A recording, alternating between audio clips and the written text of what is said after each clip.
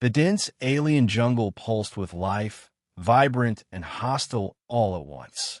Beneath the towering, bioluminescent trees, the undergrowth rustled with unseen creatures, their glowing eyes peering from the shadows. Jack Mercer had been on this planet long enough to know that everything here either wanted to eat you, poison you, or make a nest inside your body. He didn't care much for any of those options. He adjusted the worn leather strap of his rifle and pressed forward, scanning the thick foliage. His boots crunched against the damp soil as he moved cautiously. His mission was simple: locate a lost supply drop before the local wildlife got to it. Then he heard it, a scream, sharp, pained, and desperate. Jack froze, his instincts sharpening. It was unmistakably humanoid, but different. The tone, the pitch, there was something alien about it. His hands tightened around his rifle. The scream echoed again, laced with agony. Against his better judgment, he pushed through the thick vines, heading toward the sound. The moment he stepped into the clearing, he found the source. A woman, no, not human, was caught in a brutal steel trap. The contraption looked old, rusted, and meant for some of the planet's larger predators, but she had been unfortunate enough to get snared. The jagged metal clamped viciously around her ankle, and dark blue blood seeped from the wound. Her skin was a deep violet, contrasting against her silvery white hair that spilled over her shoulders. She wore tattered, form-fitting armor, its plates cracked and dented. Sharp, pointed ears twitched at every sound, and her golden eyes burned with a mixture of fury and pain. When she saw him, she bared her fangs. "Stay back, human," she snarled, voice thick with defiance. Jack raised his hands. "Easy. I'm not here to hurt you. I don't need your help," she hissed, tugging at the trap with trembling fingers. A fresh wave of pain racked her body, and she nearly collapsed. Jack sighed. "Yeah, sure looks like it." He crouched down, assessing the mechanism.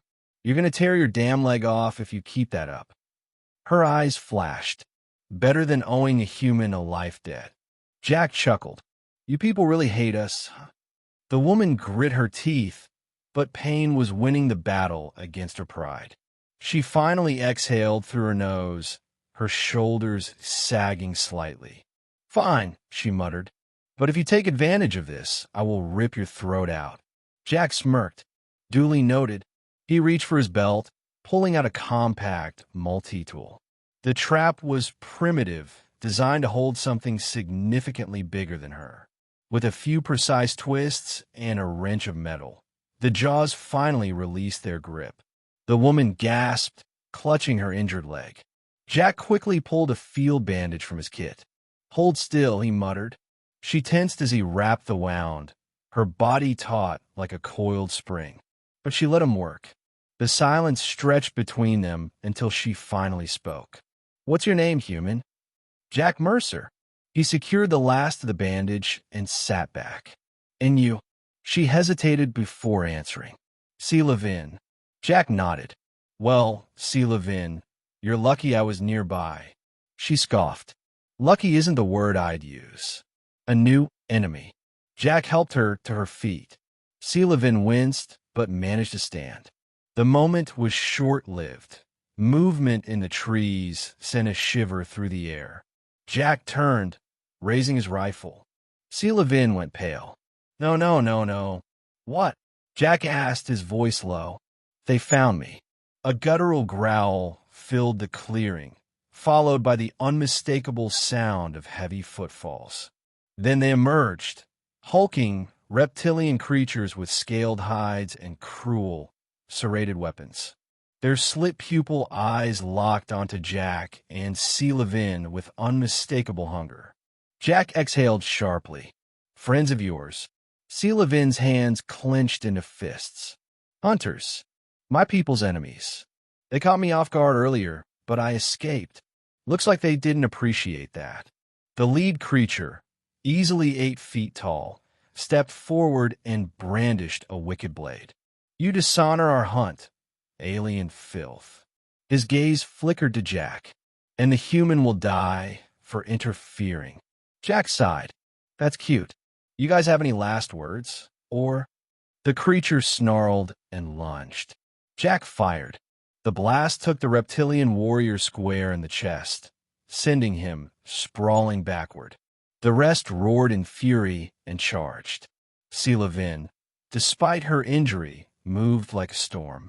She ducked beneath a blade, grabbed a fallen enemy's weapon, and drove it deep into another's gut. Jack spun, squeezing off precise shots that dropped two more attackers. The fight was brutal, chaotic. Selavin fought with feral precision, her blade dancing through the air, while Jack provided cover fire. Then, as quickly as it started, it was over. The remaining enemies scrambled back into the jungle, leaving behind their dead. Jack exhaled and lowered his rifle. Selavin was panting, her wounded leg trembling, but she still stood tall. Jack smirked. Well, that was fun. She scoffed, but there was a ghost of a smile on her lips. You fight well, human. So do you. She hesitated before nodding. Perhaps I misjudged you. Jack chuckled. That's a nice way of saying thank you. Selavin rolled her eyes. Don't push your luck. The journey forward. Jack glanced at the darkening sky. We need to move. More of them might come looking. Selavin nodded. My ship isn't far. Together, they made their way through the jungle, supporting each other through the rough terrain. The trip was quiet, but not uncomfortable. Finally, they reached the wreckage of a sleek, alien vessel. Smoke still rose from the damaged hull, but the emergency beacon blinked steadily. Selavin exhaled in relief. I can contact my people from here. Jack nodded. Looks like this is where we part ways. She hesitated, her golden eyes searching his face. Jack Mercer? Yeah. I owe you my life. She stepped closer, her expression unreadable. That is not a debt I take lightly. Jack smirked. I thought you didn't want to owe a human. Selavin huffed. And yet, here we are. A pause. Then, before he could react, she leaned in and pressed her forehead against his.